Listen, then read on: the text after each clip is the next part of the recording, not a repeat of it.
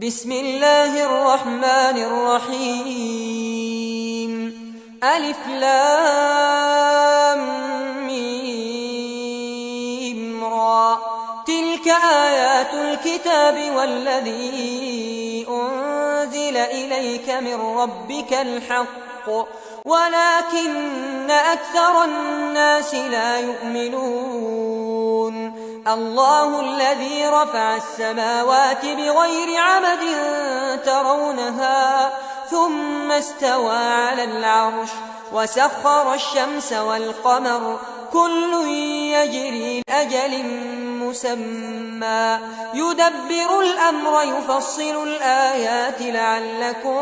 بلقاء ربكم توقنون. وهو الذي مد الأرض وجعل فيها رواسي وأنهارا ومن كل الثمرات جعل فيها زوجين اثنين يغشي الليل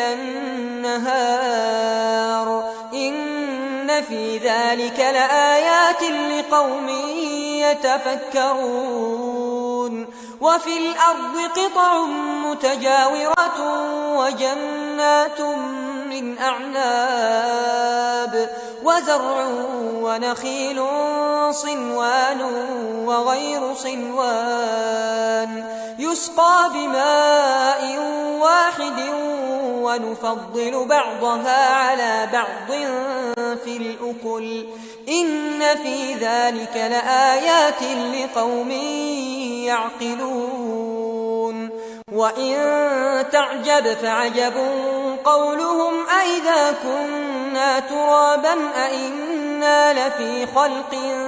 جديد أولئك الذين كفروا بربهم وأولئك الأغلال في أعناقهم وأولئك أصحاب النار هم فيها خالدون. ويستعجلونك بالسيئة قبل الحسنة وقد خلت من قبلهم المثلات وإن ربك لذو مغفرة للناس على ظلمهم وإن ربك لشديد العقاب. ويقول الذين كفروا لولا أنزل عليه آية من ربه إنما أنت منذر ولكل قوم هاد الله يعلم ما تحمل كل أنثى وما تغيض الأرحام وما تزداد وكل شيء عنده بمقدار. عالم الغيب والشهادة الكبير المتعال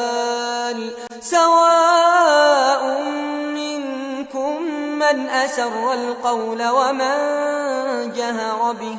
ومن هو مستخف بالليل وسارب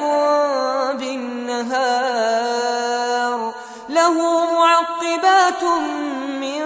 بين يديه ومن خلفه يحفظونه من أمر الله إن الله لا يغير ما بقوم حتى يغيروا ما بأنفسهم وإذا أراد الله بقوم سوءا فلا مرد له وما لهم من دونه من وال. هو الذي يريكم البرق خوفا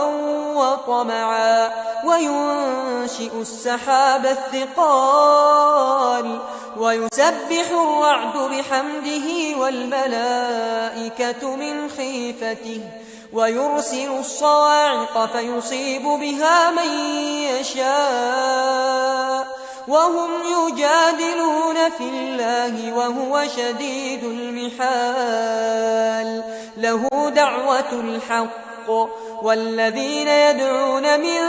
دونه لا يستجيبون لهم بشيء إلا كباسط كفيه إلى الماء ليبلغ فاه وما هو ببالغه وما دعاء الكافرين إلا في ضلال ولله يسجد من في السماوات والأرض طوعا وكرها وظلالهم بالغدو والآصال قل من رب السماوات والأرض قل الله قل أفاتخذتم من دونه أولياء لا يملكون لأنفسهم نفعا ولا ضرا قل هل يستوي الأعمى والبصير أم هل تستوي الظلمات والنور أم جعلوا لله شركاء خلقوا كخلقه فتشابه الخلق عليهم قل الله خالق كل شيء وهو الواحد القهار أنزل من السماء ماء فسالت أودية بقدرها فاحتمل السيل زبدا رابيا ومما يوقدون عليه في النار ابتغاء حلية أو متاع زبد مثله كذلك يضرب الله الحق والباطل فأما الزبد فيذهب جفاء وأما ما ينفع الناس فيمكث في الأرض كذلك يضرب الله الأمثال للذين استجابوا لربهم الحسنى والذين لم يستجيبوا له لو أن لهم ما في الأرض جميعا ومثله معه لافتدوا به أولئك لهم سوء الحساب ومأواهم جهنم وبئس المهاد أفمن يعلم أنما أنزل إليك من ربك الحق كمن هو أعمى إنما يتذكر أولو الألباب الذين يوفون بعهد الله ولا ينقضون الميثاق والذين يصلون ما أمر الله به أن يوصل ويخشون ربهم ويخافون سوء الحساب والذين صبروا ابتغاء وجه ربهم وأقاموا الصلاة وأنفقوا مما رزقناهم سرا وعلانية ويدرؤون بالحسنة السيئة أولئك لهم عقبى الدار جنات عدن يدخلونها ومن صلح من آبائهم وأزواجهم وذرياتهم والملائكة يدخلون عليهم من كل باب سلام عليكم بما صبرتم فنعم عقبى الدار والذين ينقضون عهد الله من بعد ميثاقه ويقطعون ما أمر الله به أن يوصل ويفسدون في الأرض أولئك لهم اللعنة ولهم سوء الدار الله يبسط الرزق لمن يشاء ويقدر وفرحوا بالحياة الدنيا وما الحياة الدنيا في الآخرة إلا متاع ويقول الذين كفروا لولا أنزل عليه آية من ربه قل إن الله يضل من يشاء ويهدي إليه من أناب الذين آمنوا وتطمئن قلوبهم بذكر الله ألا بذكر الله تطمئن القلوب الذين آمنوا وعملوا الصالحات طوبى لهم وحسن مآب كذلك أرسلناك في أمة قد خلت من قبلها لتتلو عليهم الذي أوحينا إليك وهم يكفرون بالرحمن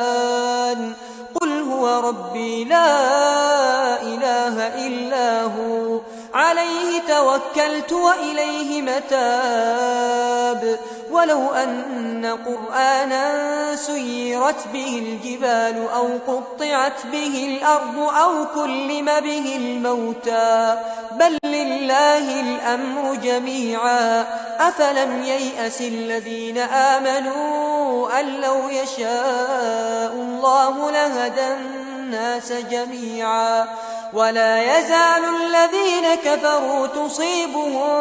بما صنعوا قارعة أو تحل قريبا من دارهم حتى يأتي وعد الله